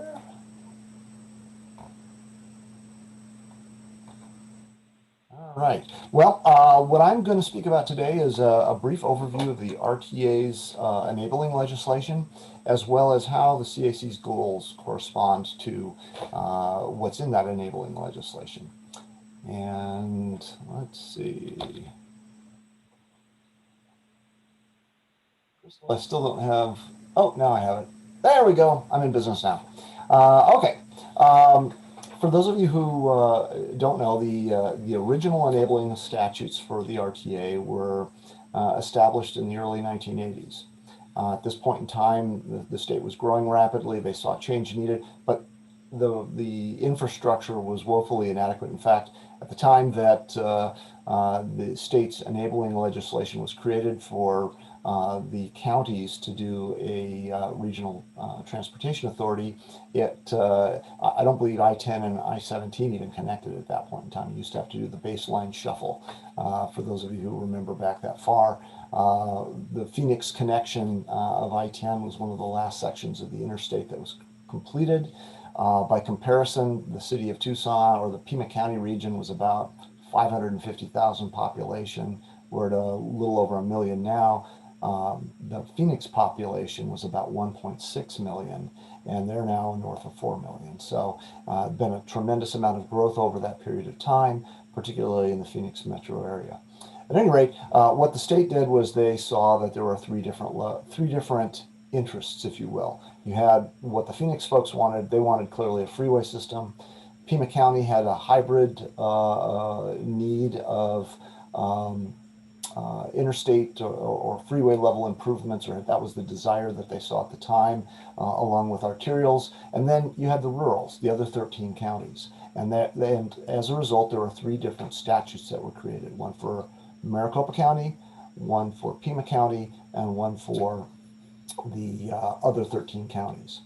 And in the case of Maricopa County, they quickly adopted their freeway plan. The Regional Area Road Fund plan which was adopted, I think, by the voters in Maricopa County in 1985. Pima County took a crack at it in 1986. Unfortunately, it failed. They revisited it, tweaked it, changed it a little bit, brought it back. It was called the project, or the Baja Plan. That project went before the voters in 1990 and also failed. And after that, the legislation sunset in terms of our ability to do the tax initiative. Fast forward to 1984, Maricopa County is looking at a renewal of their plan. They had built freeway sections, the loops around Maricopa County. They had a lot more that they needed to do. They needed another, they needed some legislative relief. They needed some changes to the legislation. Steve Huffman, who was highly placed in the state house at the time, I believe he was the minority leader at the time, he was able to work with the Phoenix area politicians to bring back a couple of bills, including one that benefited the Pima County region. And that is why we had the opportunity to go back to the voters in 2006. House Bill 2507 was approved by the legislature, and it made a couple of key changes. First of all, the legislation prior to that House bill only allowed us to do a 10-year plan. We now have a 20-year plan that we have to develop in conjunction with the RTA. It gave voting privileges to the Tohono O'odham, Pascua Yaqui, and the State Transportation Board member. Prior to that, it was just the jurisdictions that had voting privileges on the RTA board. They removed a veto power that both the county and the city could exercise, and they approved the ability for us to go out for a half-cent sales tax. It had to be supported by a plan. Both the plan and the tax need to be approved. That statute actually was revised at the request of Pinal County, who made it up into our league. So Pinal County now has more than 400,000 population, and so they are operating with the same statutes that we now operate. And because they also had an existing half-cent sales tax under the other 13 counties, they asked to have the ability to perpetuate both. So they have the ability, or we now have the ability to go up to a full penny. Sorry, that was too much information. Anyway, continuing on, if it'll work here. There we go. The RTA board, the body itself, the members, have some statutory duties. First is they have to set the priorities of the plan. You know, they oversee the administration of the funds. They have the sole authority to make the determination as to whether they want a contract for transit, acquire transit, absorb transit. And we've had those discussions over the last 15 years of how we want to do things. Presently, we have a blended model where the city of Tucson operates the fixed route service and the RTA contracts for services in the outlying area, as well as the rural areas and some of our paratransit needs. The board has to produce a 5-year plan. We call it the TIP, and it has to coordinate with the TIP that is done for the other regional monies. As you heard earlier from our friends from the rural county, there's federal money that comes to the area, there's state money that comes to the area, to the region. That has to be planned in conjunction with the RTA dollars. So we do a blended or a combined TIP or transportation improvement plan that looks out for 5 years and really creates the purchasing authority for the jurisdictions once we do intergovernmental agreements with them. And finally, the board members do all have to take an oath of office to discharge their duties. Now, in terms of the plan itself, what are the components? The plan is organized around elements. Statutes don't say what the elements need to be. We can define them ourselves, but they have to be transportation related. And each element has to be defined in the plan by how much money is going to be spent and the percentage of the overall collections over time that will represent. Within each element, then we describe projects. And each project has to have a scope of work. It has to have an estimated start date for the construction and the dollar amount of RTA funding that's going to be going into it. And those are all, those are stated or presented in the voter materials that go to the public prior to the vote. And then the regional transportation fund has to be spent on services that are consistent with those scopes. Right-of-way purchase, operation, maintenance, as long as it's consistent with the voter approved scope of the plan and the expenditure limits for the projects. Some other mandates, the transportation plan can't be amended once the voters vote on it. We can't add or delete things willy-nilly. And we can't substantially change anything without prior voter approval. Now change an element, I'm sorry. Element is this big block of projects. And there is this change, substantial change is defined by how much the budget grows, not anything about the scope of the projects. However, if a jurisdiction has a project and they want to go above and beyond what's in the plan, they are absolutely welcome to do so long as they provide the funding. They have to bear the cost of the incremental increase. And once a project is completed, the municipality or the jurisdiction that it resides within has to take responsibility for maintaining it from that point forward. Okay, now what can we build? We can identify corridors, name their goals and what we're trying to accomplish for each of these corridors, name the types of projects that we're going to do within it. We can determine the environmental, economic, energy, and social policies to guide our transportation investments. We certainly need to look at air quality impact. That's a part of our federal obligation anyway, but we can establish as our goals, as one of our goals, the improvement of our air quality within the region. When we look at major corridors, we need to look at whether or not they're high density, and if they are high density, there's a duty that we have to look at giving priority to multimodal improvements. That can be in the form of your bike and ped facilities, can also be transit. We have to order the priority within the plan as well. And finally, we have the ability to do whatever mix of alternative projects that we deem appropriate, then that are consistent with the transportation goals of the project, using appropriate technology. And it can include, as I mentioned, a mix of different types of transportation. We could even do light rail if we chose to. There's separate language that goes to that, but we have a full range of projects that we can do. Now, when the RTA plan was presented to the voters, one of the things that the board did at the time was they took a pledge, an accountability pledge, to try to reassure the voters that we had no intention to do anything but what was in the plan. We have the authority to do it. We adopted strategies for consistent application. We have within our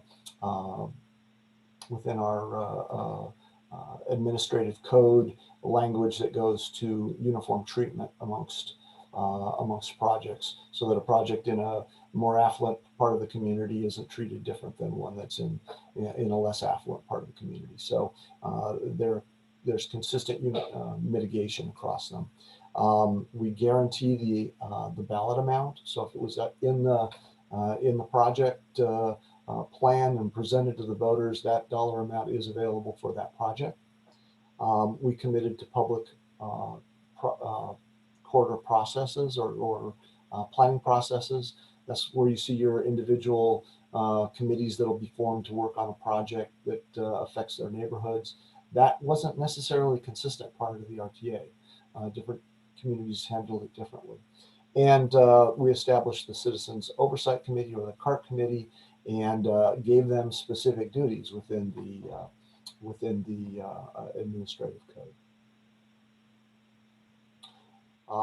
This is what the plan looks like. The administrative code defines the projects by scope. It goes into more detail than what was in the voter pamphlet. We have a budget, the scope of work, and a time frame for each of the projects. We also do the same thing for each of the categorical. We call them categorical projects. Those are projects that are associated with an element, but we don't define individual projects within it.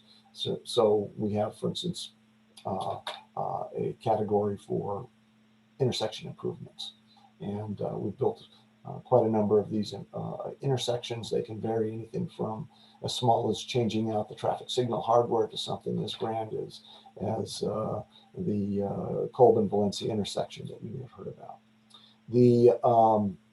But this is what the plan looks like that was approved. And in fact, this project list that you see on the screen there is the same project list that was presented to the voters.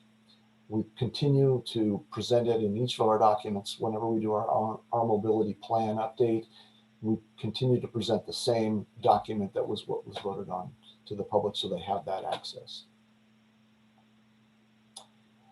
In terms of our future plan, we are going to need to identify elements along with their budgets. We are going to be doing an updated revenue forecast. We did one back in 2019, pre-pandemic. Thought it was going to be good for this effort, but now we're looking at it, and we believe that come this fall, it'll be time to update it and present you new numbers that are showing the influence of the pandemic and what we're seeing in terms of changes post-pandemic. And we do this triannually, so we will continue to update those forecasts. The plan will need to correspond to measurable goals. Now, this is something that was not part of the original RTA. Goals, the performance measures that you heard from Paul and others previously about, those are adopted more recently. And then ultimately, we have to have a mix of projects that the public will support.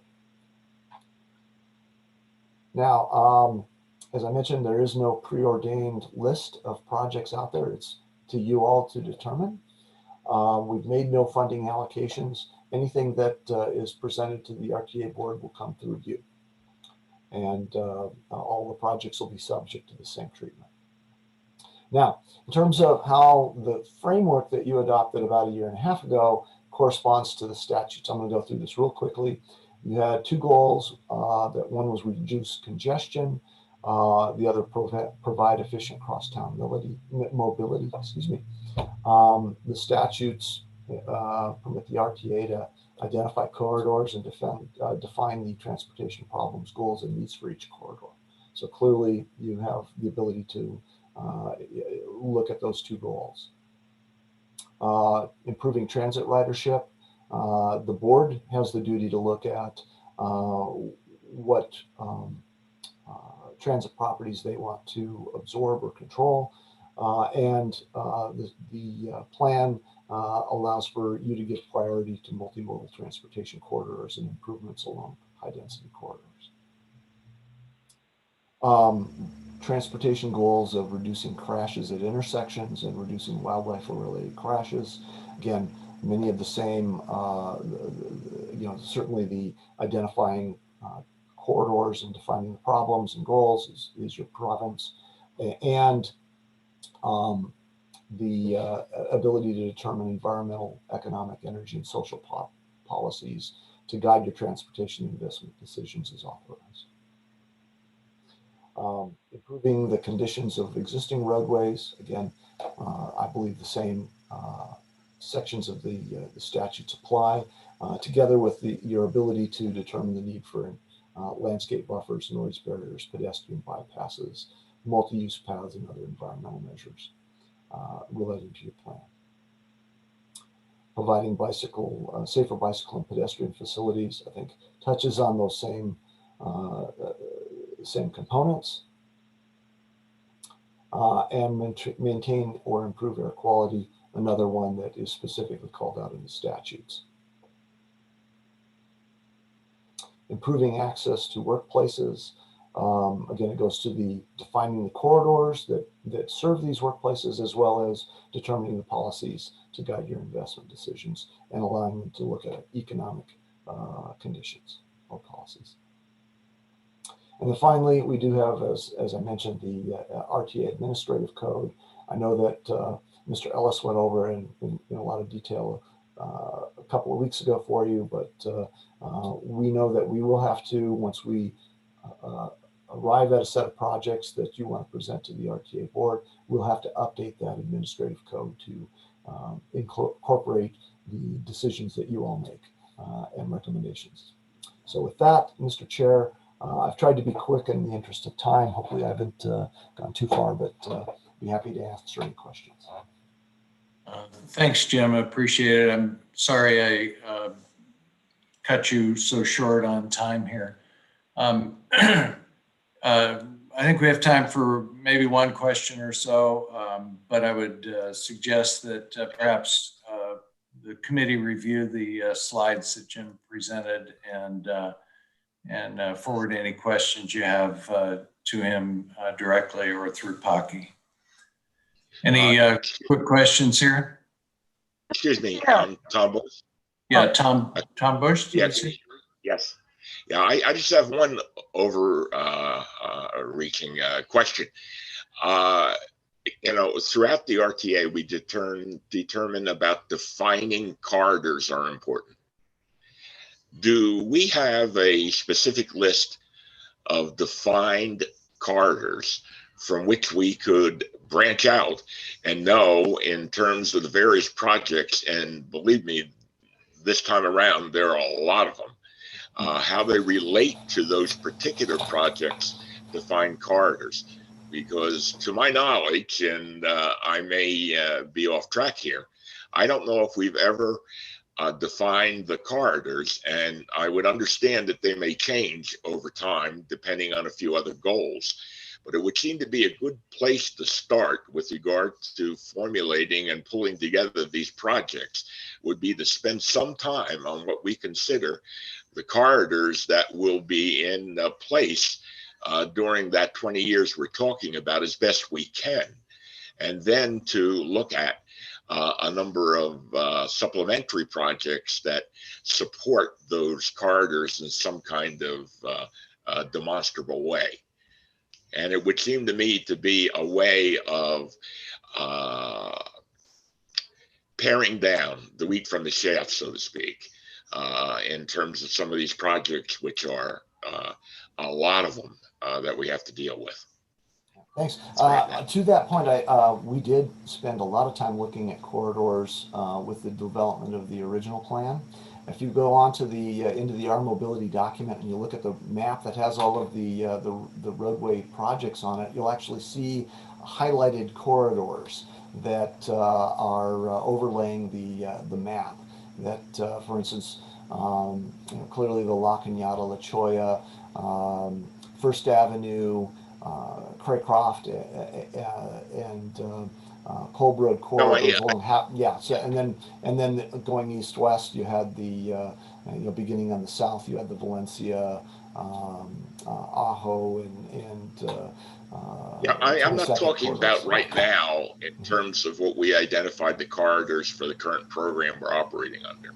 Okay. But many of those corridors have been prioritized and constructed or improved a great deal. All right, including La Cañada, La Cholla, I can name a few. Some of them have not, and they've not even been considered totally, like even Thornydale, except for the 20-year-old waste of money that they applied to that project. But aside from that, I'm thinking of the corridors, considering the businesses, the Amazons, areas in southeast Tucson that we hope to grow into or develop in terms of business and a variety of other things, including helping the airport travel, et cetera, to grow in the area to provide even greater convenience for the citizens here, although it's not a measurable goal necessarily of RTA. I'm thinking about those corridors specifically for the next 20 years that we're considering. And it would seem to me if somebody, I don't care if it's PAG or whatever have you, put your heads together and come up with those that you are pretty assured that we're talking about, and maybe some ones that have possible priority depending on certain economic development goals, et cetera.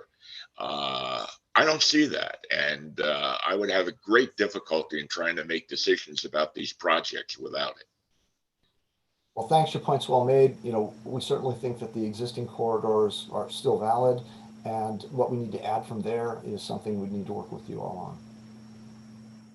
Well, I would kind of counter that. Does it seem? I don't know if the existing corridors altogether are still valid, unless you see that expanding in that 20-year period. Other than that, I think some of them are completed. Some aren't. And so I'm saying I don't just buy some of the existing ones are already the most important ones to deal with in the next 20 years. Yeah, and I'm sorry, I didn't mean that to I think we're dealing with some definitions. When I'm thinking about the corridors, they're corridors of movement. They may be satisfied with the improvements, but we'd be looking at that being our basis for making recommendations. Well, I think that we are looking at it. We ought to do that as a first priority. I would like someone to make a list of those that are, I know now are priorities. And for the next 20 years, what your best guess at will be during that period. A lot's going to happen in population movements, et cetera, and Tucson's movements. And when we talk about crosstown development and whatever have you, we want to be looking more regional cross development and a few other kinds of things that will put this entire area into a much better position to compete with some of the money grabbers that exist to the north of us that I will not identify at the moment. Okay, Tom, thank you for the question. I think I understand it. I think Jim's got it now. And I would also pass that on to the TMC. It seems that the individual jurisdictions can also identify what those primary regional corridors are within their jurisdictions that have highest priorities. And through that process, we can get back some of the information you're asking about. All right, final question we have, Arlen. Thank you, Jim. This is a little bit related to Tom's, but it's more specific. When you went through the list, it talked about the definition of, or talked about high density corridors that were available for multimodal transport. And I'm not sure what is meant by the definition of high density corridors. I assume we have one. So I don't necessarily need to know this now, but I'd like it either for the next meeting or in an email to everybody. That would be fine. What is a high density corridor by our definition that we use, to what are all of the high density corridors we've identified? Third, are there any, what are the, let me go back. Of those high density corridors we've identified, which ones do we have multimodal transport identified on through this plan, potentially, or at least the projects that have been identified as multimodal transport, and which ones exist that we don't have multimodal transport? And it's just sort of an accounting of that information would help me identify where we are relative to multimodal high density corridors, et cetera. That's it. Thanks, and I appreciate that, and that's something that you know, I don't want to shoot from the hip. I know that there is a square, a number of residents per square mile threshold, and it is something that we looked at with our long-range transit plan, and we'd be happy to come back if that's the committee's pleasure. Perfect. We'd be happy to share that with you all. Thanks very much. Thanks. Mr. Chair, I had a clarification for Jim, hopefully really quick, from his presentation. This is Carolyn. Okay. Jim, I can't remember exactly how you put it, but you said statutory requirements to fund the projects at the level that it says on the ballot. And I was wondering if you could square that with, or explain to us what happened with when 2008 hit and the budget or the revenues weren't where we thought they were going to be. Actually, it was a lot less. So how do you keep that level at the funding all the projects at the level they were on the ballot? Yeah, for the named projects, what we have done is we have identified what the 2006 ballot amount was, and we have been reassuring our jurisdictions that that money will be available for those named projects at least that level. And in fact, one of the exercises that we went through recently with the Transportation Planning Committee was to program the last 5 years of the current plan, demonstrate that we have the ability to meet that minimum amount on each of the remaining projects. And beyond that, there will be a body of funding that we can allocate to either augment where there's a need or pursue additional priorities. But I think it's going to largely be augmenting. But with the categoricals, how did that work with the categoricals in the ballot amount? The categoricals, we looked primarily at what percentage of the original ballot amount we are actually collecting.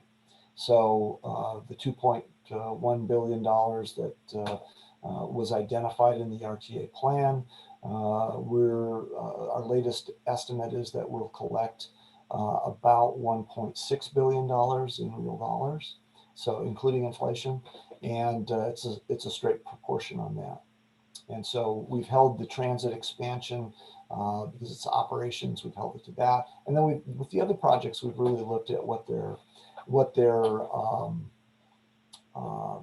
you know, when we made promises with respect to, say, 200 intersections, we haven't gone with additional intersection projects because we're on a trajectory to exceed the amount that we promised there. So that's how we've been doing it. This is the way we presented it to the board back in 2014 is how we'd be moving forward. As far as the statutory requirements, I think what you're saying is that they don't apply to the categoricals. Yeah, that's the way we're treating it. Yes. Right. Thanks very much, Jim. Appreciate it. Our last item before adjournment is about future agenda items. I'm going to skip over that this time. I would ask any of the committee members who have suggestions about future agenda items to reach out to me or to Pocky and let us know about that. Thanks everyone for sticking around clear to the end here and beyond. Appreciate it so much. And we will see you at our next meeting, whenever that will be. We know it will not be this month, and we haven't yet extended our scheduling beyond this month, but we'll be working on that here in the next couple of weeks. So thank you again to everyone. And last item I'd like to mention before we adjourn is that this appears to be the final meeting of General Ted Maxwell. Ted's been a member of the CAC from the beginning and has gotten a battlefield promotion to the RTA board, where I'm sure he's going to do a fantastic job. So Ted, thanks for your service, and appreciate it and look forward to working with you as you become a member of the RTA board. Thank you, Tom. All right. As is my prerogative, I'm hereby declaring this meeting adjourned, and we'll see you all again soon. Thank you. Thank you, Tom. Thank you, Tom. I sent you an agenda item for next time. Okay, thanks, Mary.